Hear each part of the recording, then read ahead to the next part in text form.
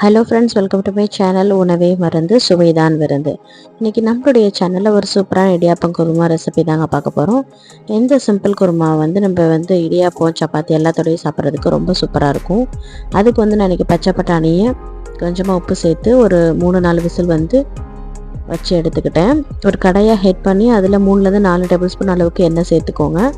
எண்ணெய் சூடானதும் அதில் ஒரு பிரியாணி எல்லாம் சேர்த்துக்கலாம். அதில் ஒரு துண்டு பட்டையும் 2 கிராம்பும் சேர்த்துக்கோங்க.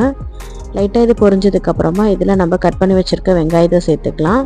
இன்றைக்கி நான் 2 மீடியம் சைஸ் அளவுக்கு வெங்காயத்தை வெட்டியிருக்கேன். அதுக்கு முன்னாடி 2 பச்சை மிளகாவை இந்த மாதிரி சின்னதாக உடச்சி சேர்த்துக்கோங்க. எப்போவுமே குருமா ரெசிபிஸ் எல்லாத்துக்குமே நம்ம எண்ணெயில் 2 புதினாவை ஃபஸ்ட்டு ஆட் பண்ணோன்னு சொன்னால் நிஜமாலுமே அவ்வளோ சூப்பராக இருக்கும். நம்ம கடையில் சாப்பிட்ற மாதிரியே நம்ம கடையில் ஒயிட் குருமா சாப்பிடுவோம் இல்லையா, அந்த அளவுக்கு டேஸ்ட்டாக இருக்கும்.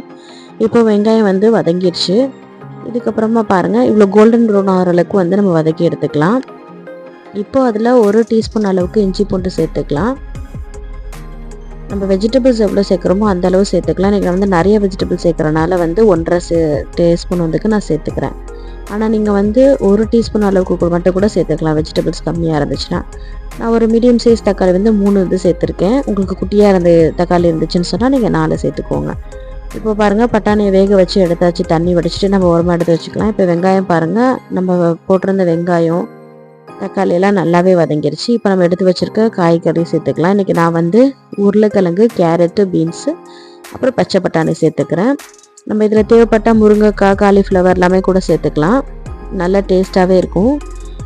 நமக்கு இது பெரிய கட் பண்ணுறது மட்டும்தான் பெரிய ப்ரொசீஜராக தெரியுமே தவிர நம்ம செஞ்சிட்டோன்னு சொன்னால் சூப்பராக இருக்கும். இப்போ தேவையான அளவு காய்க்கு உப்பு சேர்த்துட்டு கொஞ்சமாக தண்ணி சேர்த்துட்டு மூடி வச்சுருங்க. ஒரு 2 செகண்டுக்கு நல்லா வேகட்டும், 2 நிமிஷத்துக்கு. இப்போ பார்த்தோன்னா நல்லா வெந்திருக்கு பாருங்கள். நம்ம கையில் காய் எடுத்து பார்த்தாலே தெரியும் நல்லா வெந்திருக்கும். சப்போஸ் நமக்கு வெந்திருக்கான்னு பார்க்க தெரியல அப்படின்னு சொன்னால் ஒரு குட்டி ஃபோர்க் இல்லைனா ஒரு கத்தி வச்சுட்டு இந்த மாதிரி குத்தி பாருங்கள், வெந்துடும். பெரும்பாலும் இதிலே எல்லா காயுமே வெந்துடும். நம்ம ஆவியில் இந்த ஆவிலே வெந்துடும். நம்ம குக்கர் விசில் விடணுங்கிற அவசியம் இல்லை. இப்போ பாருங்கள், கேரட்டு நல்லா வெந்துடுச்சு. இப்போ பச்சை பட்டாணி அதில் சேர்த்துக்கோங்க. இது நான் ஒரு 2-3 விசில் விட்டு சேர்த்து வச்சுருக்கேன். இப்போ லைட்டாக இதை ஒரு முறை மிக்ஸ் பண்ணி வச்சுக்குவோம். இப்போ இதில் நான் தேங்காய் சேர்க்கலாம். தேங்காய் பால் சேர்த்தோன்னு சொன்னால் அதோடய டேஸ்ட்டும் சுவையும் இன்னும் சூப்பராக இருக்கும். நம்ம தேங்காய் அரைச்சி அப்படியே சேர்த்தோன்னா கூட கொஞ்சம் ஒரு மாதிரி சக்கையாக இருக்கிற மாதிரி இருக்கும். அதுக்கு பதிலாக நீங்கள் தேங்காய் நல்லா கெட்டியான தேங்காய் பால் சேர்த்து பாருங்களேன், நிஜமாலுமே ரொம்ப டேஸ்ட்டாக இருக்கும். இப்போ தேங்காய் வடித்து எடுத்துகிட்டு அந்த பாலை உள்ளே சேர்த்துட்டு உப்பு பத்தலை அதுவும் கொஞ்சம் சேர்த்துட்டு நான் மூடி வச்சிட்றேன்.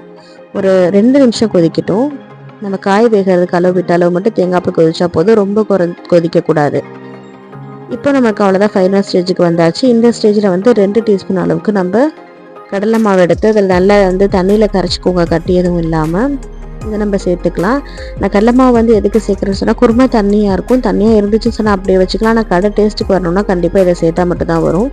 இப்போ இதை சிம்மில் வச்சு மூடி ஆஃப் பண்ணிட்டா சூப்பரான கடை ஸ்டைலில் வெஜ் ஸ்டீவ் கறி சூப்பராக ரெடி ஆயிடுச்சு. இடியாப்பம், சப்பாத்தி, இட்லி எல்லாத்துக்குமே டேஸ்ட்டாக இருக்கும். நான் இடியாப்பத்துக்கு ரொம்ப அருமையான காம்பினேஷன்.